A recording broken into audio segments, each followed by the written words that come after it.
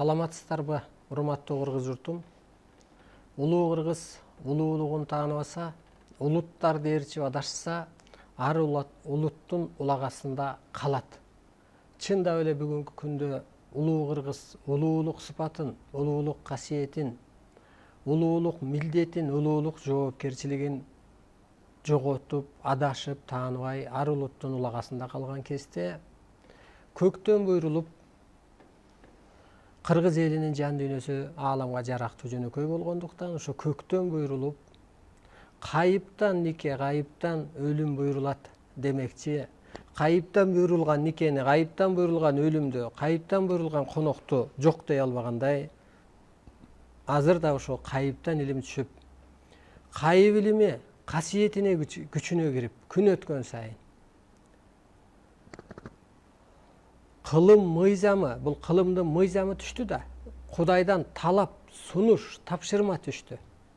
Ошону адамзат, кыргыз журту билбей, күндөн күнгө ошо пендечилик жашоодо тозок, уруш, ушак, арамчылык, атаандашуу, арыздашуу, акылга алдыруу күчөп, кадам сайын өлүм, кадам сайын кыйынчылык, кадам сайын оорчулук, кадам сайын жокчулук, кадам сайын ошо адамдык пенделик сыпатын жоготуп жаткан мезгил.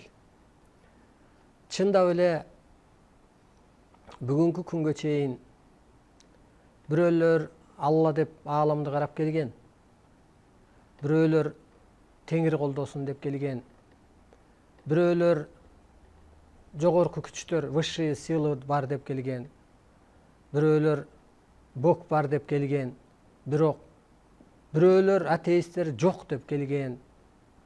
Бүгүнкү күндө адам ата көрүнүп, Кудайдан адамзат илим түшөт дегенден кийин Кудай чексиз ааламдын ээси, андан кийинки алты катар аалам ээлери, арбайлар, периштелер, инопланетандар адамзаттын аргасын кетирип, табият аркылык, аба аркылык, вирус аркылык, булут аркылык, куюн аркылык, оору, кырсык, кыйынчылык аркылык адамзатты аргасыз өстүрүүгө мажбур кылып атат.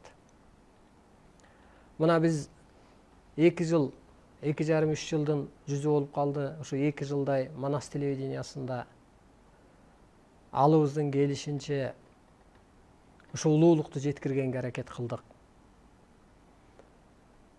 Мындайча айтканда, кайра ошол YouTube'га которулуп, андан бери ошо Next TV'да 2 айдан бери улап сүйлөп 180-нчи берүү чыгып атат. Бул жолу YouTube'дан 180 саат сүйлөндү деген сөз бул. Эми ошол чындыгын ачып берип келе атабыз. Эми ага чейинки жөнөкөйлөштүрүп, түшүндүрүп отуруп. Бүгүнкү күндө адамзаттын аң сезими чындап эле жарды болуп калган. Жан дүйнөсү жарды болуп калган. Бир жерде танысы үйрөтөт экен балага акча төлөп десе, ошол жерге барып атат. Бир жерге кирпич чаптайт экен десе, акча төлөп ошол жерге барып атат. Бир жерге кыска юбка сатат экен десе, ошол жерге барып атат. Бир жерге ошо кабагын көтөргөнгө, же болбосо ошо карылык жүзүн чойдурганга барып атат. Акча төлөп. Ааламдан берилген, мындайча айтканда, бесценный, баасы жок илимди, ушу бесплатный, же болбосо ошол эч акча төлөмү жок илимди жакшы түшүнө дагы, сиңире дагы албай атат, жана маани бербей атат. Бүгүнкү ушу темабыз өткөндө ошо болушун айттык, дин жөнүндө, бийлик жөнүндө, андан кийин ошо күн башка айлануу үчүн ошо дух бийик болоорун, ыр керек экенин, бий керек экенин, ушу жомоктоштуруу керек экендигин айтып өттүк. Бүгүн дагы ушу темабызды ушуга улай ааламдан, Кудайдан, арбайлардан, периште инопланетандардан адамзатка өлүм сыноо келгени жөнүндө ушу бир 2 сабак, 2 саат бою бүгүнкү кийинки 4-күндөгү эфирде ошону талкуулап көп кырынан түшүндүрүп берүүгө аракет кылам. Мына ааламдык сабак убагында денеңиздерди бош кармап, эң биринчи мына ушул жерде суроо кылыптыр. Мен кантип өнүк алам деп, мисалга. Анысы кандай ошо эскичиликтен чыгыш үчүн, жан дүйнөңүздү өстүрүү үчүн, өзүңүздү таануу үчүн, же кырсыктан, кыйынчылыктан, өлүмдөн кутулуу үчүн, өзгөрүү үчүн, аалам менен, табият менен гармонияда болуу үчүн, оорудан айыгуу үчүн эң биринчи эле методика ошо өзүңдү эркин карма. Ар дайым үйдөнбү, жайданбы, тамактануу жерденби, машинаданбы, эфир убагында дагы денеңиздерди бошотуп, мына ошо энергия деген сөздү жакшы түшүнүп алыңыздар. Энергия десе баягы күч кубатты элестетет бирөө. Жок, андай эмес. Ал бир кыры, эң чоң кыры, андан да бийик кыры. Энергия деген бул көзгө көрүнбөгөн дүйнө ээлери. Арбай, мисалга кыргыз ышкырганда шамалдын келгени ошол энергия. Кудай, ал материя эмес, дагы энергия. Периште, могу үйдүн ээси дагы энергия деп айтылат. Мазар ээси дагы энергия. Ошолор тегерегибизде экенин эсиңерден чыгарбагыла. Ошолор тегерегибизде болгондуктан анан адам же болбосо ошолор 6 катар ааламдан жерге түшкөндүктөн бул жаңы доордо тегерегибизде ал энергия. Ошон үчүн эскиче пенде эч нерсенин ээси эмес. Мейли байлыгың болсун, мейли бийлигиң болсун, эч нерсенин ээси эмес. Мейли томдогон, катар жийип койгон ар кандай диний илим китебиң болсун, сен эч нерсенин ээси эмессиң. Тетирсинче сени ошо энергия бийлейт. Кудай, арбай, анын улуу кызматчылары, ата тег арбайлар, мазар ээлер, жөлөмө күчтөр, мына ошо тегерегибиздеги. Ошондуктан боштондук деген энергия бар, улуу деген энергия бар. Өзүңдү мындан ары жерибей кылган мурунку түшүнүгүңө жазалабай, жөн эле улуу энергиянын ээсимин деп күнөөкөр сезбей өзүңдү, же бир жардымын, же жесирмин, же жетиммин, мен же бир байкушмун дебе. Сен улуу энергиянын ээсисиң, ушуну бил. Мен улуу энергиянын ээсимин деп өзүңдү ар дайым бош алып жүр. Ошондо энергия отурат, жана ышкырганда шамал келгендей. Шамал деле ал бул арбай да. Ошон үчүн жана ышкырба, тишиң сыңгыр, шамалды чакырба деген деле ошол кыргыз бекеринен болбой атат. Мына караңыз. Эркин алып жүрүңүз. Мен улуу энергиянын ээсимин деп. Эмнеге сен улуу энергиянын ээси дегенде, сен көрүзгө көрүнбөгөн энергиядан эле көрүнө энергия болуп энең жаратпадыбы? Жаңы доордо дагы ошо адам көрүнө энергия кызматын аткарыш керек болуп атат. Ошондо сен улуу энергиянын ээсимин деп өзүңдү бош алып жүргөндө энергия мына булар сага сиңип атат, бош жериңе нурданып атат, отуруп атат. Эмоция болбош керек эң биринчи. Анан пендечилик, кызыкчылык болбош керек. Эгер пендечилик, кызыкчылык, эмоция болсо анда адам оорга кысылып калат. Же нерви орунда болуш керек дегендей кеп. Ошондуктан урматтуу журтум, денеңиздерди бошотуп, анан түшүнүңүздөр ушу тегерегиңиздерде. Мисалы мына ата жолунда деле ошо эжелер жанагы Түркистанга барыппы, же беш атасына барыппы, казан асып, коюн союп, чуркап элди тейлегенде анан аягында пата чыгат экен да. Ушу чуркап кызмат кылып жүргөнүңдү көрдүк деп, мисалга бир утушуңду бердик деп. Демек ошол жерде көрүп аткандай, же болбосо бул кыргызчылыкта да так берилет. табият деп коет. Эми аба, аалам күчтөрү ар бир секунд жашооңо күбө депчи. Же диний сөздө Алла баарына күбө дегендей кеп да. Анысы кандай ошолор энергия болуп саналат. Ал сага кирейин эле деп атат. Сени менен бирге болоюн, сени өстүрөйүн деп атат. Сенин каралыгың, кысылганың, пендече оюң киргизбей атат десек болот. Ошондуктан денеңди бошотсоң, билинбей сенде өсүү болот. Азыр ошо могу өспүрүмдөр бат өсүп кетет. Анткени аларда азырынча чектөө жок да. Өзүн өзү кысып алган эмес да. Бир кыжаалат болуп алган эмес да. Капа эмес да. Керек болсо Кудай, дин, да бир ыйман деген түшүнүктөрү жок да. Алар ошо боштондукта. Ушулар тез кабыл алат. Ушулар тез жомоктоштурат. Ушулар тез көк кандуулукка өтүп кетет. Нурга айланып кетет. Нурданат десек болот. Энергияга айланат. Бул доор өзү энергиялуу доор деп аталат. Бул доор өзү касиеттүү доор деп айтылат. Касиет энергияга айланат. Касиет бул өзү энергия. Ошондуктан урматтуу улуу журтум, биз касиетибизди учуруп ийгенбиз. Эмнеден?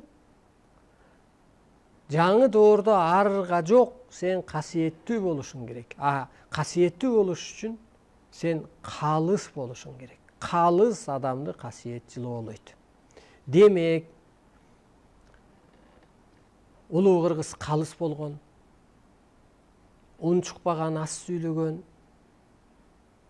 арбайдай тегиз болгон, сөзгө турган, жалган айтпаган, ушак айтпаган дегендей арбайлык, улуулук сыпат болгон. Ошондуктан калыс болгон. Азыр сен кошоматчылыгыңды аргасыз тыштайсың. Себеби касиет жайгашпайт калыс болбосоң. Мына ондай чыныгы сөздөрдү сүйлөйсүң, чыныгы иштерди кылып каласың. Анан чыныгы күчтөр сени сактайт. Же чыныгы күчтөр менен сен гармонияга чыгасың. Ушу чыныгы күч эме эстам правда дегендей эле ошо правда күчтөрү, мындайча айтканда.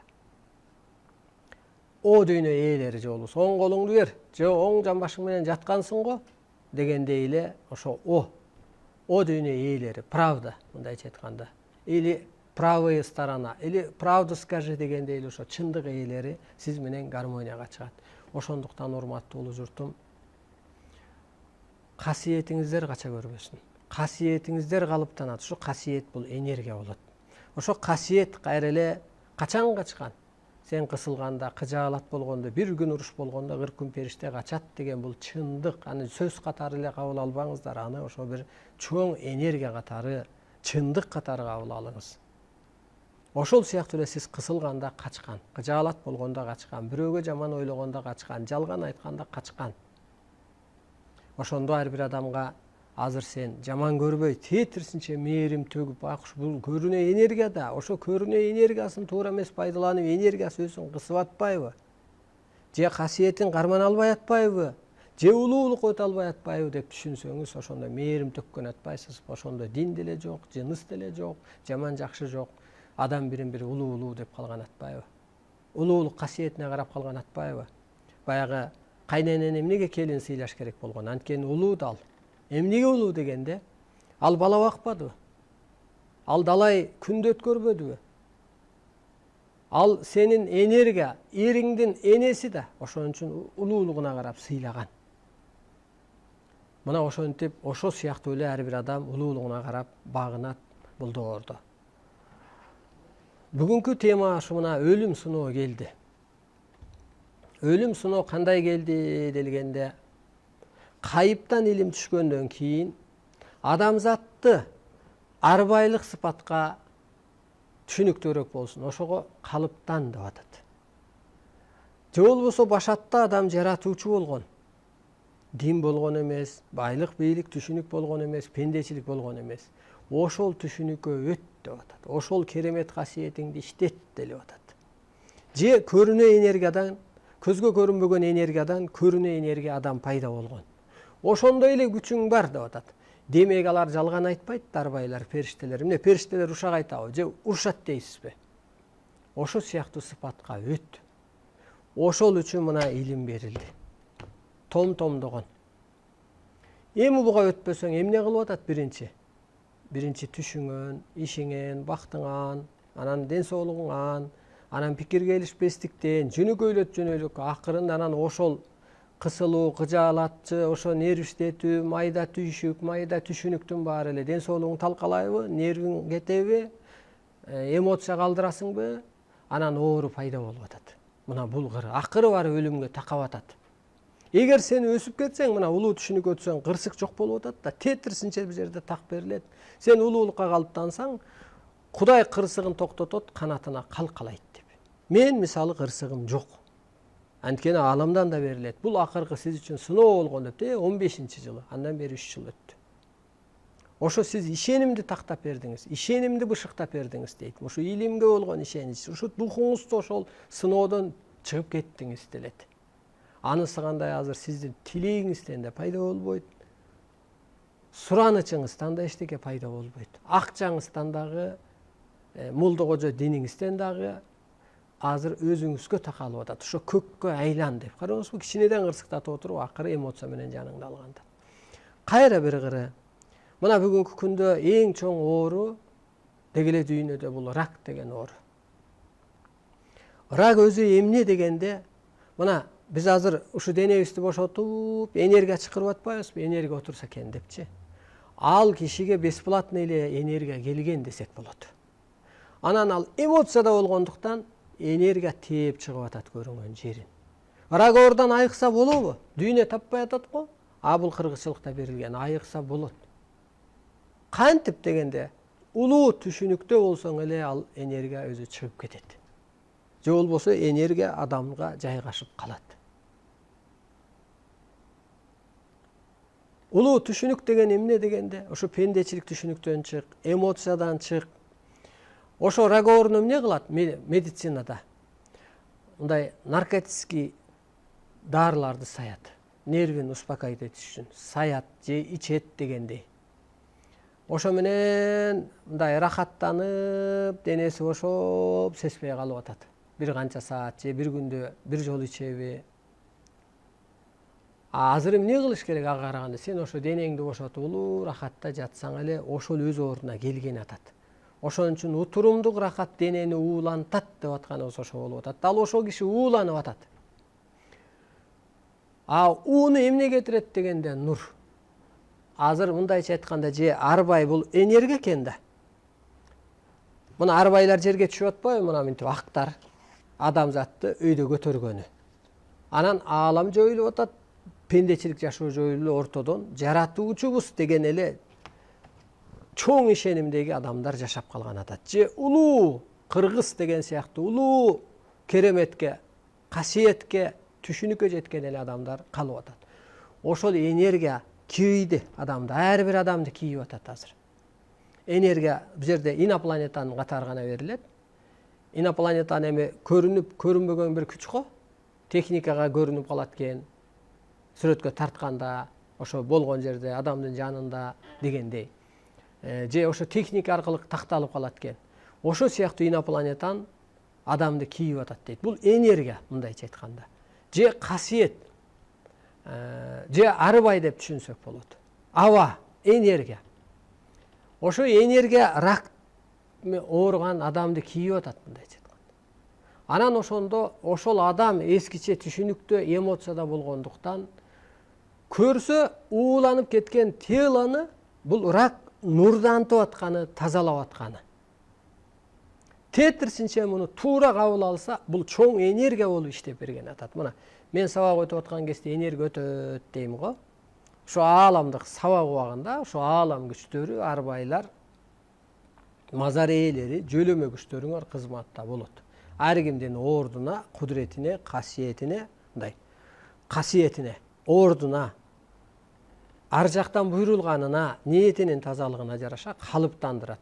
Улуулукка калыптандырат, касиети карат. Эки көзгө көрүнбөгөн бионур энергия пенде кучучак операция жасалат. Эки көзгө көрүнбөгөн сырлар, нурлар берилет. Ушу берилген сыр нур деле ошо кысылып алган адам, мисалга чучукту элестетели, чучуктун ичегисин. Бир жагын бууп, бекем кармап алып, бир жагынан жел келсе, ал бир жагы чоюлат, ар жагын өтпөй калат да. Ошо чоюлган жери рак болуп атат да, нур чыгып кетип атат. Анан бул тело өзү тазаланып аткан экен да. Ошондо денеңди бошотсоң, ошо телоны тазалап ууңду кетирип нурга айлантып атат. Энергия алуу адамга айлантып атат. Мына мен сыяктуу бир энергия алуу. Мен да өсүү жолундамын. Демек рак оору жок экен да. Ага бир гана чара дарылануунун жолу. Бийик түшүнүк. Демек келсең ошо бизден айыгып кеткен адамдар бар. Жин оорусу деле. Канча 30 жылдап байкуш бир байбиче дагы ошого окшогон көп мисалдар башыбыздан өттү. Ошо жин деп молдо кожого алып барып түнү менен окутуп болбогон экен. Бала чакасы деле эми жаман болсун дебеди да. Больница алып, акыры ошол өзүнүн денесин бошотуп, ошо сеанс деп коет өздөрүнүн тилинде. Сабак өткөн кезде эле 2-3 сабакта эле жакшына болуп кетет. Анан бир керемет ачылып кетет ал адамдынчы. Көрүнүш көрүп калат, өзүнө бир ишенип калат. Өтө бир улуу түшүнүккө өтүп кетет. Ал эмне дегенде эле ал деле бир энергия экен. Анан адам могу майда түшүнүктө болгондо баягы чоң адам алып барып мени майда жумушка салып койсо мен иштей албайм да, көңүлүм чаппайт, батпайм а жергечи, бук болуп кетем. Анысы кандай? Ошо адам бук болуп кеткен эле ошону жин деп коет да. Жин өзү жок, шайтан өзү жок, ал бир жан деп элестетсеңер, энергия деп элестетсеңер болот. Ошондуктан азыр жин оорунун көбөйүп атканы ошол. Караңыз, рак да жок, жин оору да жок. Эгер ошо энергияны туура пайдалансаң, эгер бууп кысып алсаң, анда ошо жериң шишикке, ракка, анан ошо башына тээп психке айланып атат. Псих бул эми жин оору мындайча айтканда. Анан кызык жери. Мисалы, боору рак болду дейт да. Боорун алмаштырсак эле, анан ар жагы жакшы болот. Жок. Ал бүт телода жүрөт ал энергия өзү. Ал эң слабый жерин күйгүзүп атат. Организмдин кайсы жери слабый болсо. Караңыз, табарсыгынанбы? Ошо же жан жериненби, же уяттуу жериненби, же боорунанбы? Карасаңыз, көрсө бул энергия. А демек мурун башатта же мурун биз уккан жокпузго рак деген оору жок эле болчу да. Демек ушу энергия деп түшүнсөңүздөр болот. Мына ошентип кырсыктырып да калып атат адамды, улуулукка калыптанбаганда. Же болбосо акыры ошол шишик, бисик, рак оорулары менен алып атат. Дагы ушул кызыл кандуу адамды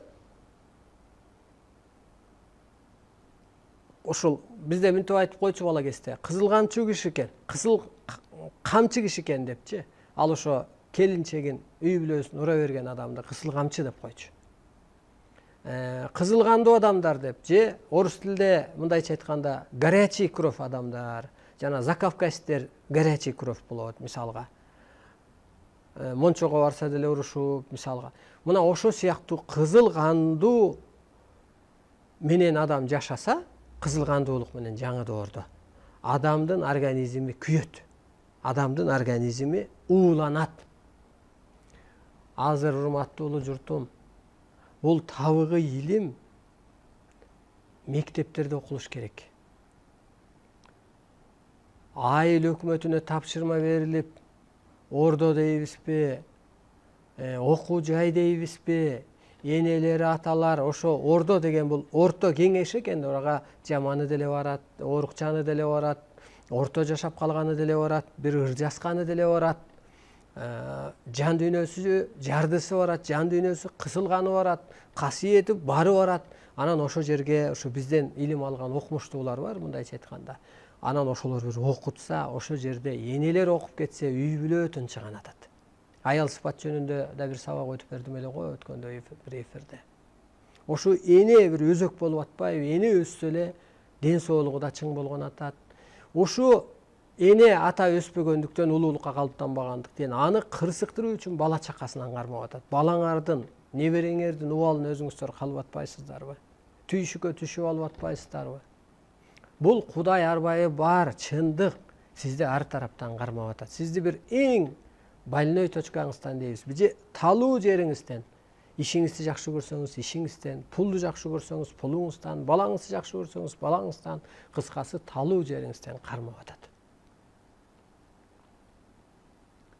Ошондо эмне кылыш керек анатомия дегенде? Анатомия астрологиянын ролун аткарыш керек. Ошондо адам кутулат, өлбөй калат. Түбөлүк өлүмдөн дагы сыноодон, өлүм сыноо, тозок сыноодон да кутулат. Тозокту көрдөн издебей келе азыр адамга ошо кыямат күн келип атат деген бул чындык. Кичи кыяматка. Ошон үчүн адамзатта өлүм сыноосу болот. Каяктагы экономиканы кеп кыласыз, ал адам өлүп калып аткандан кийин. Каяктагы анан бир шайлоо, анан партияларды мындай кылсак, анан аны мамлекет каржыласа болот деген сөз ал талаада калып атпайбы? Миграция дегенде эле кыргыз улуулугун тааныбаса, анан улуттарды ээрчип атышса, анан ар жака бер жака кетип калып атпайбы? Аяктан деле тапканы буйрубай, ден соолугу бузулуп, психикасы бузулуп, ар кандай илешке орун анысас келгенсип келип жугусуп салып атпайбы? Айыкпаган дарттарды. Балдардын психикасы бузулуп келип атпайбы?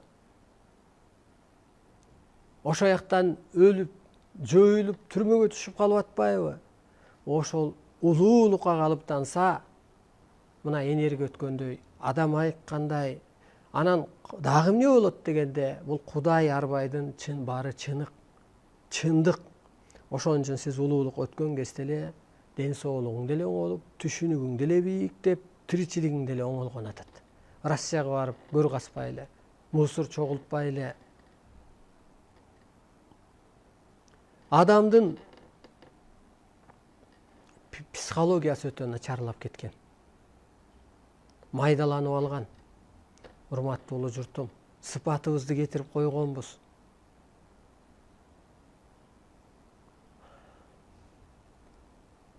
Бул илим же арыстан алай, бул куткаруучу сизди. Адамзатты эмнеден куткарат? Өлүм сыноодон куткарат. Болбосо өсүп гана кутулган атпайсың. Сен азыр өсүп, анатомияң башкача иштеп, астрологиянын же ошо жаратуучулук, же арбайдын ролун аткарганы. Же болбосо берилет ушу Бога человек депчи. Адам Кудай сыпаттагы дегендей. Же күнбаш адам болгон атат да. Күнбаш адам жаратуучу. Күнбаш адам, күн деген эме Кудайдын бир элеси го. Ошондой бир мээримдүү, ошондой бир энергиялуу, ошондой бир тегиз, ошондой бир энергия өткөргүч күнгө салыштырып берилет. Ошондо күнбаш деген адамдын бир кыры ошол адам Кудай деген сөз да, бул мындайча айтканда. Адам Кудай деген сөздүн дагы бир түрү. Биз асманды, ааламды ойлогонбуз, ошо Кудай жаратат деп эле бир эле Кудайды ойлоп койгонбуз. Аякта арбай бар экен, периште бар экен, инопланетан бар экен, анын баары энергия саналат экен. Ошо мына ышкырсаң шамал келсе биз ойлойбуз, Кудай жөнөттү. Аны кыргыз чыкырып алган го шамалды, жамгырды жаадырып алган го. Ошо сыяктуу сыпатың иштейт, ошондой керемет касиет энергияң иштейт деген сөз. Мына урматтуу улуу журтум. Ошентип өлүм сыноосунан келиңиздер, кутулуңуздар. Келиңиздер могу тозок пендечиликтен, кайталанма жашоодон кутулуңуздар. Эмнеге азыр пендечиликте кыргын кырсык, автокатастрофа дейбизби? Көлгө чөгүп кетти дейбизби? Же болбосо ооруп өлүп атат дейбизби? Жакшына жүрүп эле жыгылып калды дейбизби? Аба, энергия жерде болуп атат. Алар мынтип айтылат. Ар бир адамды операция кылып атат деп берилет. Операцияга киргенде деле ден соолугу слабый болсо столдон турбай калат го. Жакшы болсо айыгып туруп кетет го. Анысы кандай да сенин түшүнүгүң бийик болсо, сен азыр столдо жатпайсың, бирок басып жашап жүрүп, сен түшүнүгүң өйдө болсо, сен операция кылып, периште кылып жаратып коюп атат алар. Эгер пендечиликте жүрсөң, анда операциядан турбай каласың дегендей эле болуп атат. Ошол операция деген эле ошол кайра рак болуп атат, энергия кирип атат адамга. Жанагы сөөк, муун оорулардын, анткени бул жерде сөөктөр ысыйт, алюмин сыяктуу өткөргүч, энергия өткөргүчкө айлана алат деп берилет. Ошо нурдануу, ошо энергиянын келип атканы деп берилет. Анан бул нур боюнча, энергия боюнча медиктердин түшүнүгү жок да. Илим жок да медицинада ал боюнча. Анан ошондуктан анан медицина эч жардам бере болбой атканы. Тетирсинче ошо кыргызчылык жардам берген атат. Анан барып анан медицина жоюлган аткан ошол. Себеби нурга, энергияга эч нерсенин алы келбей аткан ошол. Анан жана ата жолундагы анан бир баланын чалып менден сурап атпайбы? Байке, мен ушинтип ооруйм дейт. Эмнеден ооруйм эсимен чыгып кетти. Анан медицинага барсам акча алды, томографияга түшүрдү, анализ тапшырды, эчтеке таппай койду. Анан бирөө кеңеш берип атат. Ата жолуна барсаң диагноз коюп берет деп айтты, айыгасың деп айтты. Ушу чындыкпы дейт. Чындык. Анткени ошо ата жолунда айтып берет. Ашказаныңда жара бар экен, ичегиңде жара бар экен деп эле алып койдук. Же болбосо ушул айтып берет. Караңыз. Нур, энергия дегенди. Анан энергия алуу, энергияңды жөн эле коротпо, ал жөн эле мындай сөз. Ал убактыңды, акчаңды коротпо деген, ал жөн эле бир кыр сөз. А энергия деген бул кут. Энергия бул өлбөстүк. Энергия бул Кудай. Энергия бул арбай. Энергия бул периште. Энергия бул улуулук. Энергия бул сыйкыр. Энергия бул акчага, байлыкка, бийликке келбеген бир керемет күч. Энергиялуу адамга аалам күчтөр баш ийип атпайбы? Мына сүйлөп атсаң, операция кылып. Караңыз, ошо ушунча энергияны кенедей бир эмоцияга алдырбайбы? Кенедей бир пендечиликке алдырбайбы? Уттурбайбы? Ошондуктан энергия бул касиет болгондуктан анан кыргызча берилип атпайбы? Касиетиң болбосо Кудайдын жардамынан жазасы жок депчи. Энергия доору келгендиктен, энергияң болбосо сенин сыйынганыңан бир пайда. Бир тыйын болуп атат. Не пайда болупчу? Касиетиң болбосо ийгиниң кесел болот, эмгегиң бекер болот. Касиетиң болбосо ата тегиң сени кеселдетет, Теңир сени тентиретет болуп атат. Көрдүңүзбү? Ошондуктан азыр ошо улуулук сыпатка отуруп адам анатомиясы астрологиянын ролун аткарыш керек. Мына, мисалга, менин оозуман улуу сөз чыгып атабы? Демек, кара куш мейимиш деп атат. Күнбаш болуп атам. Ичимен соображать этип, ошо аалам менен байланышып, сырдашып, ирээттеп жеткирип атам. Демек, менин анатомиям пендечилик иштеген жок. Жекеге иштеген жок. Менин жеке мурун бизнесиме, үй бүлөм болсо, азыр менин үй бүлөм дүйнө. Сиздер, мен адамзатты өстүрүү, баламды өстүрөм деген сыяктуу сиздерди өстүрүү. Сиздерди куткаруу, адамзатты куткаруу. Көрдүңүзбү? Башыңыз мурун жеке менчик иштеген болсо азыр адамзатка, табиятка, ааламга. Демек, мына оозуңан улуу сөз чыгып калды. Оозуңан улуу сөз чыкканда, демек оюң, ар бир организм ошо улуулукка иштеп атканы. Ушу сиз улуулукка иштеп кетсеңиз эле, эч бала жок болгон атат. Арбайдын же ошо ааламдын ролун адам аткарып калыш керек. Ошо аткарсын деп сага энергия келип атат, нур келип атат. А сен кысылганда ал шишик, бисик, ракка айланып атат. Эгер улуулук ишиңи аткара берсең, ал энергия болуп берип атат. Операция болуп кеткен ошо бионур энергия аркылуу. Улуулук түшүнүккө өтүп кеткени, демек ошо энергияң иштеп атканы. Арбайлардын укугу бар. Жан алып жан салууга. Арбайлардын укугу бар, ар кимди кийип ал иштөөгө дегендей ошол эле бир энергия кийип алды. Сен ошо энергияга телоңду даярдап бер. Пендече болсоң ал сени кийбейт. Кара өзгөй болсоң кийбейт. Өзүмчү болсоң кийилбейт. А табыгы илим алганда сен улуу түшүнүк өткөн кезде анан сени менен келип анан гармонияга чыгат. Живой арбай болуп калдың деп айтсаң болот да, мындайча айтканда. Ошол түшүнүккө өт. Ошон үчүн улуу кыргыз ааламдык түшүнүк адамзатты өткөрөт. Ааламдык мыйзамды адамзатка түшүндүрөт. Анткени ааламдан келген өкүл далилдери, ааламдык дастандары, аттары, байланыштары, салттары, улуулук маданияттары толтура. Далилибиз өтө көп. Аалам жер менен гармонияда жашаганыбыз, арбай табияттын ишаратын билгенибиз, кыздын 40 жашы улук деп өйдө өткөргөнүбүз. Мына урматтуу улуу журтум.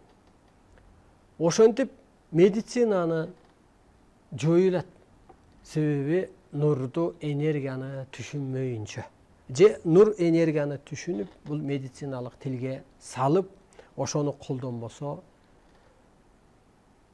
медиктен адам качып калат. Медицина, врач,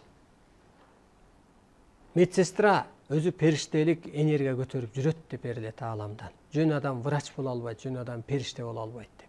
Эгер ошо медикте азыр энергия болбосо, колунан адам чарчайт, колунан адам өлөт, берекеси качат, мындайча айтканда, турмушу бузулат, кырсыктайт. Аны дагы ошо периштелик, ошо адамды өлүм сыноодон алып калганга даярдап келген. Мурунку силердин билимиңер бул жаңы доордо жөн практика болуп келген. Эми чыныгы энергия кызматына өтүш керек медиктер. Окуш керек. Муну мамлекет уюштуруш керек эле. Баары бир болчу нерсе. Анан Кыргыздын экономикасы качан көтөрүлөт? Сиздер ушу касиетке калыптансаңар, ушу көккө айлансаңар, улуулук сыпатка калыптансаңыздар, экология экономикаңарды жөн эле көтөрүп коет дейт. Ал эмне деген сөз дегенде, экология деген бул аалам күчтөрү, аба жана башка. Эгер пендече жашай берсең, сенин экономикаңды экология басып коет дейт. Ошондуктан ишиңдин жүрбөй атканы, ошондуктан тапканың жукпай атканы экология басып коюп атат. То есть көзгө көрүнбөгөн аба экология саналабы? Абада эмне бар? Воздух, духтар бар, арбайлар бар, аалам күчтөрү бар.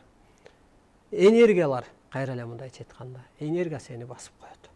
Касиетин кысып коет деп койсок болот. Мына урматтуу улуу журтум, өткөндө ушу Кемер-Кур боюнча айтып өттүм эле. Ушу Кемер-Кур тагыныш керек кыргыз деп. Эмнеге дегенде ушу тартып жүргөндө деген аба ушу телага кетет деп. Ошондо кара куш мээ иштеп берет деп. Канды деле, сууну деле насос менен урсаң жакшы бат жетет го. Анысы кандай ошо кара куш мээ иштеш үчүн дагы ошол Кемер-Кур деп. Анан кайра бир кыры ойлонсок, баягы изилдесек деп коебузбу? Окмуштуу катары изилдесек. Мына ошол бирөөнү курсакка койсо өсөрүп калдым дейт го. Ошо курсакта дагы көрсө мээникиндей эле нервный клеткалар дейбизби, бездерби жайгашкан экен.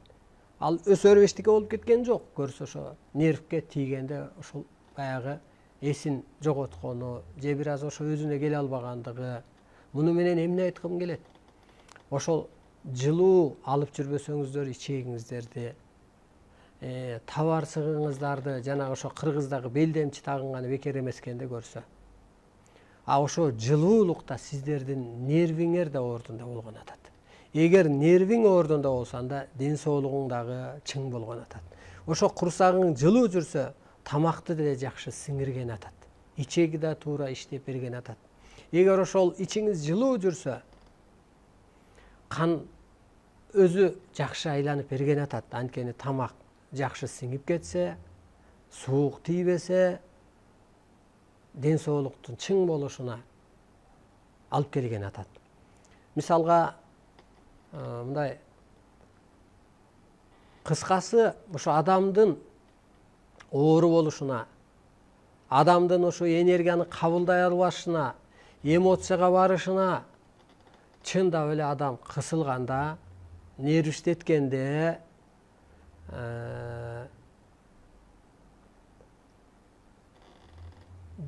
кысылганда кан тамырлар кысылат да, кысылганда нервный клеткалар кысылат да. Ошентип отуруп адамдын ичинде кыш пайда болуп атат. Ошо кыш сизди муздатып коюп атат, буту колуңуздун муздаганы. Ошол кысылуу кыштан сиз бирөөгө мээрим төгө албай калып атасыз. Ошо ичиңизде кысылуудан кыш пайда болгондуктан сиздин ден соолугуңуз начар болуп атат. Кара куш мээңиз ишке түшпөй атат. Ошондуктан жана зимани будет дегендей ичиңиздеги кышты жоюшуңуздар керек. денеңиздерди бошотуп, улуу түшүнүк гана сиздин кышыңызды жоет. Кээ бири жүрөт, мисалы арыктай албай атам, анан фитнеске барып атам, анан бассейнге барып атам, анан чуркап атам деп. Сиз аны менен арыктай албайсыз. Ал кандай бир слойлор кетиши мүмкүн. Эң негизги формага келиш ошо ичиңизди жылытуу, денеңизди бошкармоо, ичтен энергия бөлүп чыксаңыз, анан ошо майлар, жанагы кыштар түйүлгөн клеткалар ордуна келет. Ошондо сиз арыктайсыз, ошондо организм өз ордунда иштеп берет, ошондо энергия жайгашат, ошондо өлүм сыноосунан кутуласыз. Караңызчы, бул медицина, техника тактай албаган илим, таппай аткан илим, космостон издеп жүрөт. Инопланетяндар ушул жакта жашайт экен деп. Космосто эмес, ал кыргыз элинен издеш керек деп берилет ааламдан. Миллиард доллар коротуп асманга учурбаш керек деп. Асманды дыра кылып жарып коюп атат деп. Тең салмактуулугун жоюп коюп атат деп. Кийин биз шарт окуйбуз, мамлекеттер учурбай калат. Ааламга коюлган жана спутниктер бийик тоолорго коюлса эле, ошо бийик тоолордун дегиле максаты, кызматы ошол антенна кызматын алуу. Мына аалам байланышы кайда түшүп атат? Улуу тоодогу адамдарга түшүп атат. Улуу тоолуктарга түшүп атат. Чөлдүктөргө түшкөн жок, мындайча айтканда. Караңызчы, улуу тоо өзү бул көрсө аалам жердин антеннасы делип да берилет. Тоо жөнүндө чечмелеп кеткенде. Ошондуктан урматтуу улуу журтум, Кудайыңыздарды тааныңыздар, арбайды тааныңыздар, жокко санабаңыздар. Ушу илим тактай албай атса, ушу жетикке жетишкен техника тактай албай атса, ушу медицина, акча бөлүнгөн организациялар дүйнөдө ошол тактай албай аткан илим, ошол билим, ошол жол кыргызга ааламдан берилди. Анан каяктагы эски саясатың эмне кылып берет? Эски бир ишенимиң, эски бир диниң сени эмне кылып берет? Тетирсинче тозок болуп берет ал сага. Тетирсинче ошол рамка болуп берет. Эми эмне болот делгенде ааламдан берилет. Адамзат боштондук үчүн күрөшөт. Бийликти өзү жоет деп берилет да. Бул кандай делгенде, кантип бул бийликтин эмне тиешеси бар деп түшүнсөңүздөр. Мына көрүнө энергияны пендечиликке эмне салып атат? Эмоцияга ким алып барып атат? Ошо эски дин, эски байлык, бийлик, түшүнүк, эски ошол бийлик алып барып атат. Анан ошо түрмөдөн качкысы келгендей, эски жашоого батпай, пендечиликке батпай, түнүндө уйкусу бузулуп анан адам боштондук үчүн күрөшөт. Анатомиясын боштондукка чыгаргысы келет, жан дүйнөсүн боштондукка чыгаргысы келет. Деги эле бир башка нерсени каалап баштайт. Ошентип анан бул табыгы илим гана куткарат.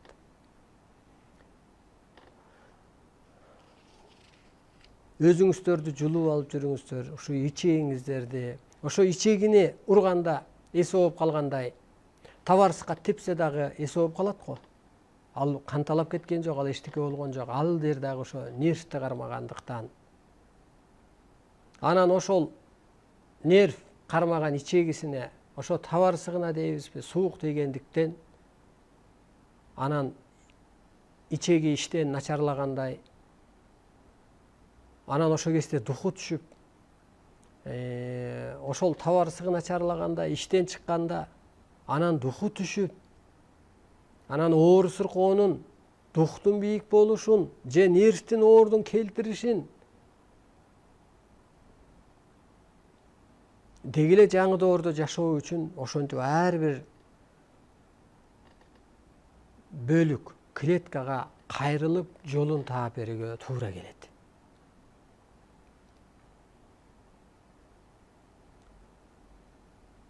Урматтуу улуу журтум, бул илим 2000 жыл сүйлөсөк дагы аздык кылат. Себеби күнүгө жашоо өткөн сайын, күнүгө жаңы барак ачылгандай, бул ааламдык илимдин дагы өтө көп кырлары ачыла берет. Ушул өткөндө дагы кээ бир маанилүү суроолорго жооп бере албай калдым эле, ошолорго жооп кылайын. Намаз окуган адам тескери батам деп коркутат, тескери бата берип коркутат, кантип сактанам? Ошол адам бок жептир деп койсок болот. Анын тетир батасы эчтекеге жарабайт. Анткени азыр адамдын жаман ою эч кимге артпай, тем более ошо пенденин эч кимге таасир этпейт, жеке башына тийип талкаланат. Азыр бирөөнүн тетир батасы эч кимге таасир этпейт, ушуну билиңиз. Эч чочубаңыз. Бере берсин батасын. Тийсе бизге тиет эле го. Эмнеге делгенде мына динди жокко чыгарды деп чыкты, дини жок деп чыкты, мисалга теңирчи деп чыкты. Алардан биз бийлик талашкандай болуп атабыз да. Алардан биз бир жол талашкандай болуп атабыз. Жок, сиздер ушу урматтуу момун мусулмандар барып акылыңыздар, сезимиңиздер, жан дүйнөңүздөр өскөндө мага рахмат айтасыздар. Ошол сыяктуу эле ошол адам жан дүйнөсү жарды деп койсоңуз болот. Эчтеке кыла албайт, анын патасы, тетир патасы эчтекеге тийбейт. Өзүнө тиет. Үйдү арчалап тазалоого болобу?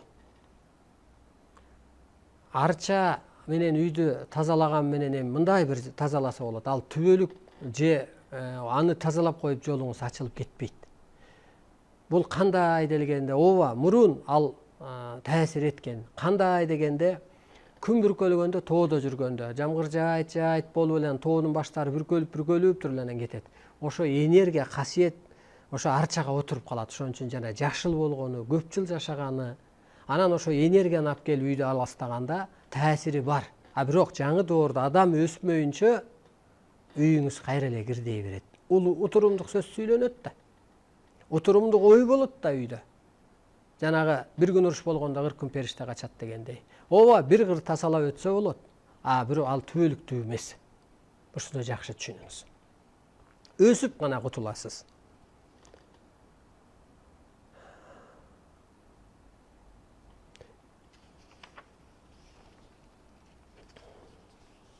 Менин жолум ачылбай жатат, кыйынчылыктар көп болуп жатат, эмне кылсам болот?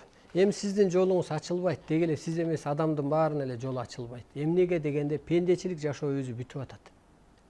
Жолуң ачылбаса, сен жолдун башка жагын изде.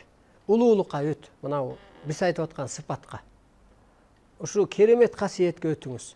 Мисалга мына Эргешбай ата деген бар, Рухтар менен сырдашуу деген китепти жазып жүрөт. 80ге чыгып калды. Акыл сезими, көзү жакшы көрөт, жазат, жакшы сүйлөшөт. А бирок камок деп коебузбу эми? Камоктон карыз алат экен, 1 айдан 1 айга байкуш. Пенсиялоо колуна тие бар, алып барып бер, 2 айда бербей коет деп. Көрдүңүзбү? Аалам үчүн байлык баа эмес. Аалам үчүн ошо сиздин актыгыңыз, жасканыңыз, ааламдык кызматыңыз ак. Ошол баа. Ошондуктан баягы төштүктүн атасы, энеси, төрөлөрдө төштүктү тилээрде ушунча малды талак берели дегендей, сиз дагы пендечиликке талак берсеңиз болот. А сиз улуулукка калыптансаңыз, улуу адамды акча келип түнөк табам сенден деп издейт экен. Улуулукка калыптанганда, анткени касиеттүү адам да ал ар нерсенин жолун, сырын билет да, акча тутунуунун дагы жолун, анын да керемет касиетин билет. Адамдын, ааламдын сырын билип аткан адам анан ошону келип түнөк табат дейт. Ошо улуулукка калыптансаңыздар, анан пендечиликтен чыгышыңыздар керек. Атайын чыгарып атат деп айтсак болот мындай. Рахмат айтсаңыз керек болот деп. Болбосо сен пендечиликке, мына менин деле иштерим токтоду бир жылдары. А кандай кайра ушу мээнетим кайтып, ушул ааламдык илимди сиңирип жеткиргенден кийин кайра ишим башталды. Эмнеге деген ошентип токтотуп турат, сактап турат. Болбосо сен пендечиликке кетмексиң, бияк калып калмакта кызматың. Ошо сыяктуу да сиздин кызматыңыз бар. Анын үстүнө кыргызды айтат ааламдан. кызмат үчүн жаралат, пендече жашап өтүүгө мүмкүн эмес. Ошо пендечиликке киргениңиз ошол жолуңуз болбой аткандыгы ушул. Кызматыңызды кылыңыз. Мына мендей энергия катары, аалам катары кызмат кылыш керек.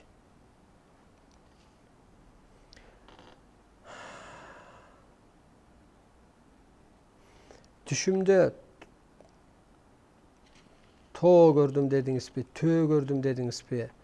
Мен сенин эң болом деди, чечмелеп бериңизчи. Эми түштүн талабын так аткарыш керек. Ошол жердин дагы жөлөмөгүчү төө деп берилет ааламдан. Төө өзү төөбү, тообу экөө тең бир чоң керемет касиет. Тоо мисалы теңирге жакындатчу тепкич деп берилет. Тоо өзү жердин булчуңу деп берилет. Тоо өзү кылымдын күүлөрү деп. Төө дагы ошо бир чоң жөлөмөгүч деп берилет. Эми ошол ак болсо, бул жөлөмөгүчүңүздүн ойгонгону.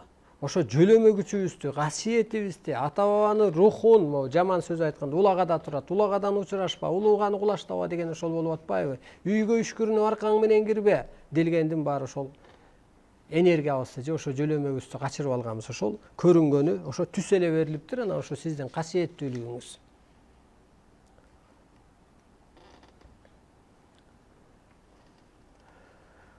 Жакынкы арада күн ай уда тутулуп жатат. Аралыктары 15 күндөн. Буга кандай карайсыз? Астрологдордун айтуусунда күн ай тутулганда адамдарда психологияга чоң өзгөрүү болот дешет. Күн ай тутулганда ааламдан берилүү боюнча так айтайын. Адамда жан дүйнөсүндө өсүү болот экен. Ошо тутулганда өзгөрүү болот деп берилет. Ошону астролог айтты. Психологиясында өзгөрүү болот деп булар айтып атат да. Ошо бир кыр эле туптуура эле ошол жан дүйнөсүндө өсүү болот. Жер жашоосунда өзгөрүү болот деп берилет. Жер жашоосунда өзгөрүү болот, анан адамдын жан дүйнөсүндө өсүү болот деп. Бул жөн эмес деп. Жүрөк оорусунан айыкса болобу? Жүрөк оорусунан эми азыр деле көрүп аткан эжелер бар. Такыр эле ошо прединфарктный состоянияга жетип калган. Ошо кысылуудан, кыжаалатчылыктан, анан ошол көп гимнастикалар бар. Ошо тибеттиктер гимнастика жасайт дегендей эле. Ошо дыханиянын жетпегендиктен, ошо дуктун ылдый жүргөндүгүнөн, нервтин кысылуусунан эле пайда болот. Мындан айыкса болот. Ошо бизге бир көрөрман жазган. Мен прединфарктный состояние элем. Операцияга жат дегенден айлам кетип сизге баргам, китеп алдым. Бир жарым жыл эфириңизди көрүп, менде баягы оору жоюлду. Барып анализ тапшырсам, докторлор өздөрү таң калды деп. Сиз менин түшүмө кирип сеанс жасап жатыпсыз. Бул эмнеси дейт. Эми мен же президент, бир аким адамдар көрүнсө, ошо Кудайдын төшкө киргени болот. Анан ошол мен Кудайдын сөзүн айтып атпаймынбы? Касиеттүү адам катары, улуулукка өткөн адам катары, жол башчы катары, жаңы доордун башчысы, саясатчысы, алтын доордун жетекчиси, психологу, медиги, умайы катары ошондо сизди сеанс жасап атат дегени, сизди ошол Кудай арбай тазалап атыптыр, энергия киргизип атыптыр деп түшүнсөңүз туура болот.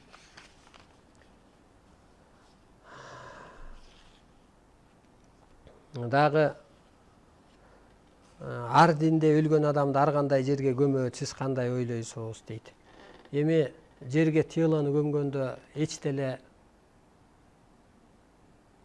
мындай ал телонун же сөөктүн деп айталы, кыргызча сөөк жашырганы баратабыз деп коет го. Сөөк коюп келдик деп. Ошо сөөктө өзү бир чоң касиет болгондой, ошон үчүн сөөк аталып калган. Жана Куда сөөк дегенде эле ошол бекеринен эмес. Ана жанагы ошо паатыр чыккан жерде паатырдын сөөгүн такыр жашырып кайда көмгөнүн айтпай көмгөнү дагы бул чоң шаманчылык, чоң сыйкырчылык. Себеби ошол паатырдын акырек сөөгүн душман дейбизби, уурдап кетип жерге кагып койсо, ал элден өмүрү паатыр чыккан эмес делет. анысы кандай анан бул сөөк жашырууда азыркыча жаңы караганда мурун түшүнүк болгон мына могу акыркы 20-кылымда же ошо диний ишмерлерде тело өлсө эле адам өлөт бүтөт, анан ошол көрүн нурлуу кыл, анан көрүн кенен кыл дегендин баары эле бул жөн эле мындайча айтканда жан асманга учуп кетти, ааламга чыгып кетти, турпат бул мусор деп эле айтсак болот. Ошондуктан ар адам, ар дин же ар улут ошо жеринин шартына жараша көмөт. Мисалы мына Индияда өрттөп атпайбы? Себеби көмгөнгө орун жок, жер тар. Тибетте кушка берип атпайбы? Себеби ошо руху истебесин деп. Демек мусор. А биз болсо көм атабыз. Бизде кичине жер кенен. Кийин эң эле менин ойлогону ушу жалкам деп коелу, мындай ушу жеренени булгап койгонубузда болуп атат, ошол көрүстөн мененчи. Ушул азыр өлүм сыноо келгенде көп адам өлүп кеткен атат. Дүйнөдө, жалпы адамзатта. Ошол кичине кор болгон атат. Эң башкы эле бул мындайча айтканда робот деп айтсак болот. Жан дүйнөнү өстүрүүчү эле бир корпус. Же болбосо баягы кышта адамды сактап калуучу бир ичик, тон, куртка. Ошол сыяктуу эле бир кызмат эле кылчу нерсе. Ошондуктан азыр жаңы доордо адам өлбөй калат деген ошол улуу түшүнүк өткөн кезде кейбесе, кепчибесе, энергия менен жашаса, туура тамактанса, туура ойлонсо, тамак деле өзү азайып кетет, жок болуп кетет. Нурданып калат кадимкидей эле адам. Анан өлбөй калып атпайбы? Ошондо жерине дагы сак калып атат, ааламдагы адам деле сак калып атпайбы? Ак калып атат. Инопланетандар эмнеге көбүнчө ядерный базаларда көрүнөт дейт. Абдан жакшы суроо. Эми инопланетан кайсы жерге көрүнгүсү келсе ошол жерде болот экен да, кайсы жерде кырсыктыргысы келсе ошол жерде болот экен. Анан кайсы жерде кырсыктырат, кайсы жерде болот делгенде булар ошол диний, рухий өскөн жерлерди кордошот экен. Анткени арбайлардын же инопланетандардын законуна туура келбей калат экен. Ал сыйынып эле, тиленип эле, ак карак эле түшүп алып атпайбы? Бирдемеге эле, рамкага эле кирип алып атпайбы? Ошон үчүн аларды аябай кордошот экен. Өскүчө. Же өлтүрүп тынат, же өстүрүп тынат. Анан техника менен өнүккөндө, мисалы ошол ядерный деген ошол эме техника да бул жерде. Анан ошолорду кордошот, ошол жерде көрүнүшөт. Болбосо ал баардык жерде бар. Тегерегибизде бар. Бизде аппарат деп коебуз эми. Көрүнүш көргөн кыз дейбизби, эже дейбизби, байкелер дейбизби? Ушу сеанс өтүп атканда, энергия өткөрүп аткан кезде инопланетан келди, муну минтип операция кылды, муну тигинти минтти деп калат. Инопланетан баягы ышкырып шамалды чакыргандай эле кошо иштешсе болот. Инопланетан бул эми периште десе да болот деп берилет ааламданчы. Техника же современный тил менен айтканда бөлөк планетанын өкүлдөрү. Иностранец дегенде эле, мисалы иностранецтер келип өздөрүнүн саясатын жүргүзгөндө эле инопланетандар өздөрүнүн саясатын жүргүзүп атат. Улуулукка өт деп атат. Эки дүйнө бир болот деп атат. Кыскасы, кыргыз жергесинде жеренеде кырсык болбойт. Себеби табият бейишке айланып баштады. Табият тазаланды. Аалам тазаланды. Бир гана нерсе адам тазалана албай атат. Адам өз ордуна отура албай атат.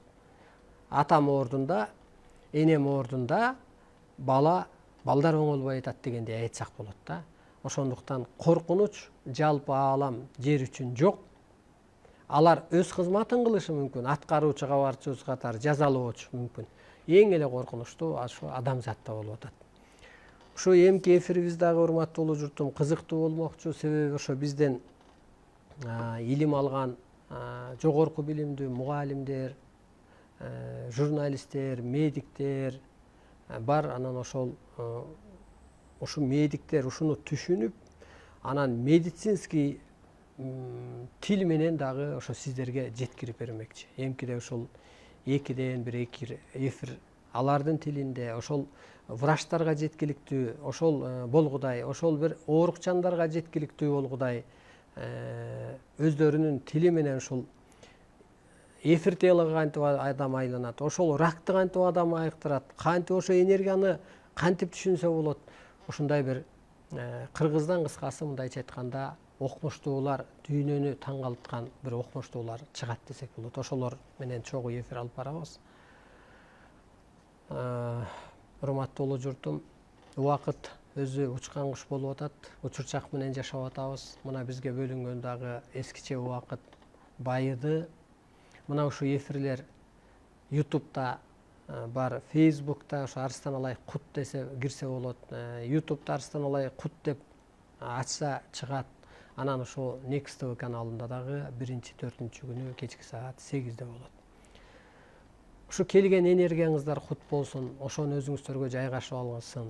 Жанагы ошо жылуулукка өтүп, ичиңиздеги кышты жоюп, ичиңиздеги кырс мүнөзүңүздү жоюп, ичиңиздеги ошо кысылууну жоюп, ичиңизде ушул жаз пайда болуп, ичиңизде ушул нур пайда болуп, ичиңизде бир энергия пайда болуп, энергия сыпатка калыптанып, адамзатка арбай катары кыргыз бул журт, кыргыз бул улут эмес, улуу күч дегендей ушул улуу күч катары, тирүү арбай катары кызматыңыздарды кылып, утушуңуздарды алып, деги эле кыргыздын жашоого жаралуу максаты ошон үчүн жаралган, ошол кызматыңызды кылып, ошо дүйнөнүн байлары салпактап, самтырап, пулдарын көтөрүп келип, ошо жанын сурап келипсин. Ошол темир адам менен темир адам биргет дейт. Сиздер темир адамсыздар, алар темир адамдар. Техникага байланып алган адамдар. Ошо темир адамдар пулун көтөрүп келип, кыргызды кароого алып, кыргызды баалап, кыргызды таанып гана кутулат. Дүйнө эле кыргыз болуп тынат, же болбосо кыргыз болот же кыргын болот демекчи. Ошол кыргыз кылчу сиздерсиздер. Духуңуздар бийик болсун, жаныңыздар, таныңыздар ак, сак болсун. Эмки эфирде кечки саат 8-де жолукканча саламатта туруңуздар.